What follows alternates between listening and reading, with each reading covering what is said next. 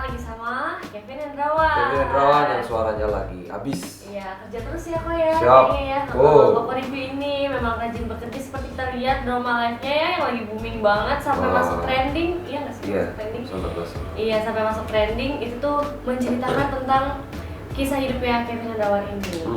Tapi sebelumnya nih, sebelum kita masuk buat berbincang-bincang lebih jauh lagi tentang gimana kehidupan Kevin Hendrawan, aku juga pengen ini. Itu berapa lama sih bikinnya kok? Bikinnya itu kurang lebih 1,5 bulan ya. Aku lihat tuh berbeda dari drama live yang lain. Karena biasanya kan orang kan digambar begitu Ya karena memang saya nggak bisa gambar dan pengennya bikin video itu yang bagus gitu. Nah daripada lo gue nggak bisa gambar nih, gambarnya ngaco, mendingan saya minta tolong Cici Fani yang memang dia adalah seorang animator gitu. Jadi hasilnya lebih baik dan aku rasa kalau hasilnya lebih baik juga penonton, Kevinian semua, siapapun lah yang nonton pasti akan lebih nyaman gitu. Iya, dan responnya juga baik ya. Responnya baik juga, luar biasa.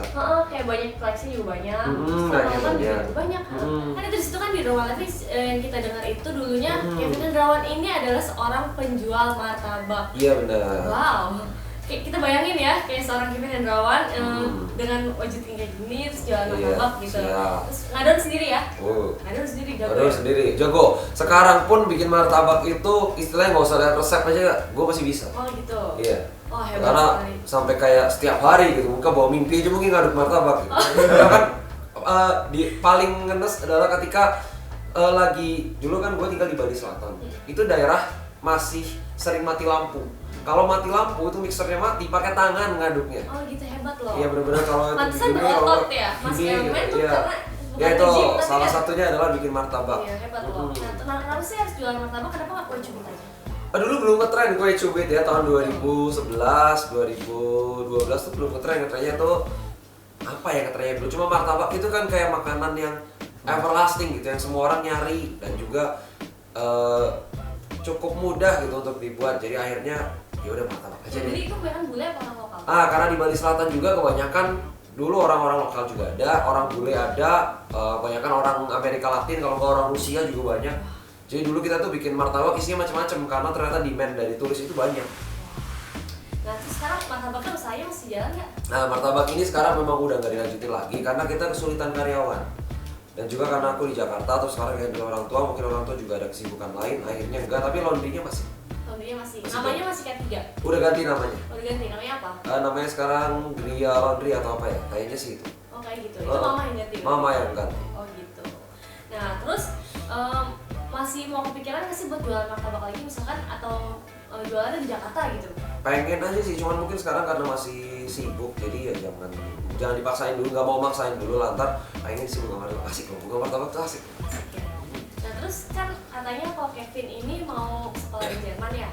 Dulu. Cita-cita dari kecil ya? Dulu ya, sekarang sih udah enggak lah. Oh sekarang udah enggak? Enggak. Tapi kalau ada kesempatan lagi nih di Jerman gratis dapat beasiswa atau apa? Belum kepikir. Kayaknya kalau sekarang sih enggak dulu. Kenapa? Ya karena udah ada pekerjaan di sini gitu. Dan dulu kalau berangkat ke sana pun ya mungkin nggak akan jadi Kevin yang seperti sekarang istilahnya kayak gitu. Ya Ya kan proses namanya, bener nggak sih? Jadi itu bukan cita-citanya lagi dong? Ya bukan, dulu sih cita-cita banget ya. Tapi kan kondisi realistis yang nggak ada gitu. Maksudnya kayak nggak bisa berangkat ya udah. Sekarang kalau Kevin cita-citanya apa dong? Ya cita-citanya bikin jadi YouTuber aja yang sukses, jadi presenter yang sukses, jadi entrepreneur yang sukses juga. Ya kita yang ada di depan jalani dan lakukan sebaik mungkin.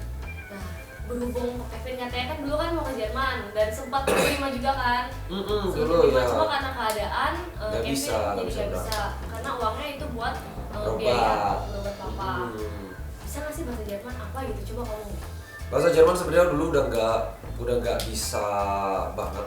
Maksudnya secara grammar juga udah lupa, secara vocab juga udah lupa. Karena terakhir belajar kan 5 tahun yang lalu. Dan begitu udah gitu nggak ini terus kayak sedih, terus kayak udah dulu udah lulus sertifikasi. Jadi ini nggak bisa sama sekali nih? Bisa kalau cuma perkenalan nama sih kayak. Coba perkenalan. Kita mau dengar. Hallo, ich heiße Kevin. Ich bin 24 Jahre alt und ich wohne in Jakarta. Itu tuh kayak, halo nama gue Kevin, umur gue 24 tahun dan sekarang gue tinggal di Jakarta. Kayak gitu. Ya, sedikit doang itu mah semua orang juga kayaknya bisa lah. Ya tinggal pencet Google Translate juga bisa kalau itu mah. Nah, berarti dari kecil nih kan, Kok Kevin kan sangat kayak kayak orang tuanya sangat berperan buat mendidik Kak Kevin banget kan. Iya benar loh, semua orang tua pasti berperan kalau anaknya masih kecil. Terus sih kayak sampai sekarang loh, ya nggak sih sampai berprestasi itu kan karena berkat orang nasihat tua. Ya papa, benar, udah semua nasihat mama. pastilah kita anak-anak juga dari kecil pasti karena orang tua. Kalau kata Kemal Palevi mah B aja gitu. B aja gitu Ya ya. sih semua orang gini. Tapi iya. pertanyaannya apa? Pertanyaannya adalah nasihat papa paling yang diingat ke Kevin tuh apa sih? Oke, kalau nasihat papa dulu selalu papa aku tuh nanemin, Vin, papa nggak bisa kasih banyak uang, tapi yang bisa papa kasih adalah pendidikan. Karena kalau papa kasih kamu uang, nanti bisa habis. Tapi kalau papa kasih kamu pendidikan, itu kamu sampai kapanpun kamu akan punya pendidikan itu. Nah itu yang aku pegang teguh, makanya aku belajar gitu. Terus pernah nggak sih kok Kevin ini kan sempat down kan? Uish. Sempat jatuh gitu, tergeletak. Terus salahin keadaan pernah nggak sih kayak? Pernah dong. Dilanjutin Dilanjutin dulu pertanyaannya. Terus berapa lama untuk keluar dari keadaan itu dan gimana caranya supaya move on, supaya nggak down lagi, itu gimana caranya? Nah, oke. Jadi pernah down pasti pernah, apalagi kayak dulu gini ceritanya. Aku tuh udah persiapan mau sekolah di Jerman, udah belajar bahasa, udah segala macam, dan untuk belajar ke Jerman tuh nggak sesimpel itu gitu, nggak kayak langsung daftar kuliah. Itu enggak, jadi ada proses namanya student college, which is kayak college-nya dulu harus belajar dulu dan segala macam. Nah, kita itu udah mau berproses ke arah situ gitu. Tapi secara mendadak dalam beberapa bulan terakhir sebelum aku berangkat itu nggak bisa berangkat. Karena ya uangnya harus diberikan untuk apa gitu, dan uangnya tuh nggak ada. Pasti kesel kayak, kenapa sih gue punya bokap sakit? Kenapa sih Kevin nggak terlahir jadi anaknya konglomerat aja, yang kayak mau berangkat tinggal berangkat aja gitu, kayak seneng gitu. Ternyata nggak bisa berangkat.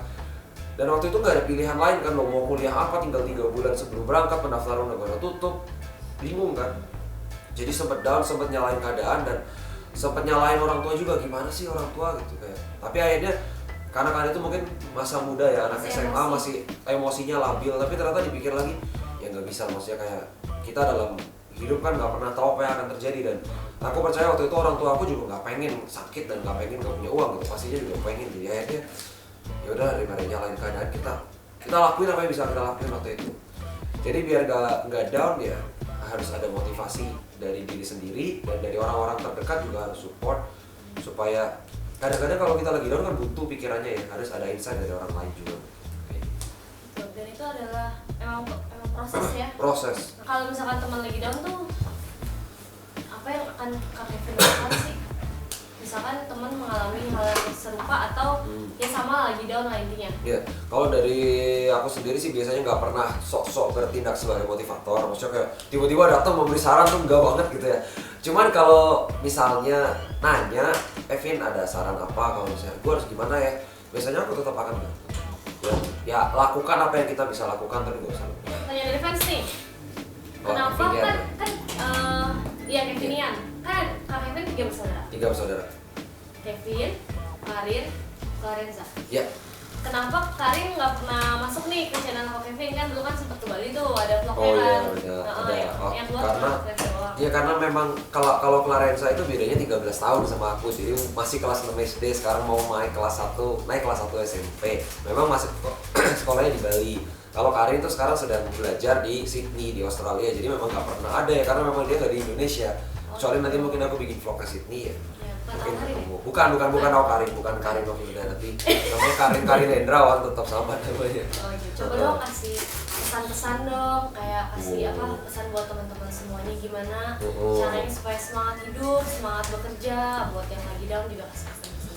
Oke, buat teman-teman semua, entah itu Kevinian atau belum jadi Kevinian, teman-teman terima kasih udah nonton video ini. Kalau saran dari aku sih, pokoknya kita selagi masa muda, ya manfaatkan waktu sebaik mungkin untuk hal-hal yang positif, karena kedepannya waktu kan nggak bisa diulang ya, dan hidup cuma sekali. Kalau kita mengisi hari-hari kita tuh dengan kegiatan yang positif, akhirnya tuh kita akan puas dan akan seneng gitu di akhir, daripada kita hancur-hancuran dulu terus gedenya begini gitu. Misalnya kayak gedenya hancur juga, itu udah nggak bisa diperbaiki, susah gitu. Untuk memperbaiki image itu susah, sekalinya udah jatuh gitu ya. Jadi do your best, lakukan sesuatu yang positif yang baik, pasti berkatnya banyak. Begitulah jadi semuanya interview kita hari ini. Jadi thank you buat teman-teman yang udah nonton. Jangan lupa juga buat lihat vlognya Kak Kevin, videonya Kak Kevin, YouTube channelnya, dan aku juga punya YouTube channel. Mungkin belum sebanyak Kak Kevin, tapi aku akan menyusul. Oke, siap. Siap. Saya suka optimis aja. Harus siap ya. Siap sih. Lu udah siap? Iya. Siap lu. Siap. Ya, ini udah siap nih. Siap. Yo, udah siap gua. Siap gue. Ya udah. Ya udah, thank Sampai you. ketemu ya, bye. Bye.